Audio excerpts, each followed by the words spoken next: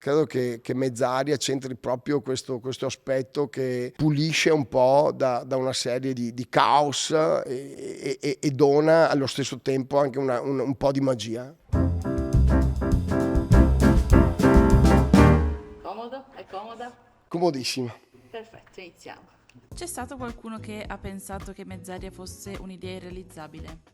Quando abbiamo iniziato lo sviluppo è stato interessante perché dalla parte diciamo più ingegneristica e meno artistica c'era una grande titubanza sul fatto che fosse possibile renderla insomma solida dal punto di vista statico e quant'altro, e in realtà poi insomma l'abbiamo sviluppata con un artigiano e abbiamo visto che insomma questo telaio a sbalzo aveva una forza davvero importante, per cui insomma l'abbiamo poi sviluppata in tutti i suoi dettagli. Quando poi abbiamo trovato questa intuizione formale di questa sospensione un po' magica, abbiamo cercato di evolvere l'oggetto danzandoci intorno, facendo pensieri nuovi, e ne è venuto fuori che questa sorta di aggetto che abbiamo generato attraverso una struttura metallica ti permette anche una sorta di elasticità che conferisce all'oggetto un comfort davvero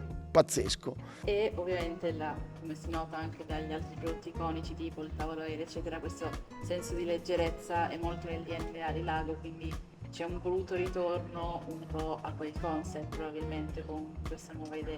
Abbiamo centrato tanto sì il tema della leggerezza di questo tema sempre un po', no? Che non capisci bene, e credo che questo oggetto abbia in sé questa eleganza davvero molto molto profonda, che si basa su una silhouette molto semplice, molto minimal se vogliamo, però insomma che ha dietro un concetto molto forte di sederti un po' in aggetto sul mondo, no? E quindi questo aspetto qua credo che sia quel click che ha fatto fare poi già a una serie di persone che l'hanno apprezzata molto in termini di acquisto per il sell-in, quindi nei vari negozi che abbiamo, e anche già i consumatori che sono partiti ad acquistarla prima ancora che arrivasse nei negozi. Tra l'altro Mezz'Aria, una ulteriore riprova diciamo del suo successo abbastanza rapido, sappiamo che ha vinto un premio negli Archi Product Design Awards, giusto? Che cosa ha significato un po' per voi questa conferma di vincere questo premio? Io sono più legato a entrare in sintonia, in empatia con il pubblico con cui Lago dialoga, però è ovvio che insomma fa sempre piacere perché in qualche maniera certifica o dovrebbe certificare insomma l'originalità dell'oggetto e una sua innovazione di fatto.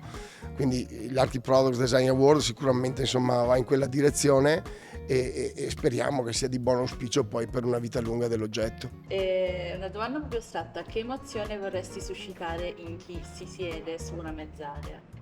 Credo che è un oggetto che può intimorire, però ti fa provare un'emozione diversa da una sedia a quattro gambe, ad esempio. Quando vedi un insieme di sedie intorno a un tavolo e tolto queste gambe dal retro della sedia, credo che abbia questa capacità di rendere davvero l'ambiente molto più armonioso e in empatia con chi lo vive, se vogliamo. Quindi credo che Mezz'Aria c'entri proprio questo aspetto che pulisce un po' da una serie di caos e dona allo stesso tempo anche un po' di magia. Quindi questo è un po', secondo me, una sintesi dell'oggetto.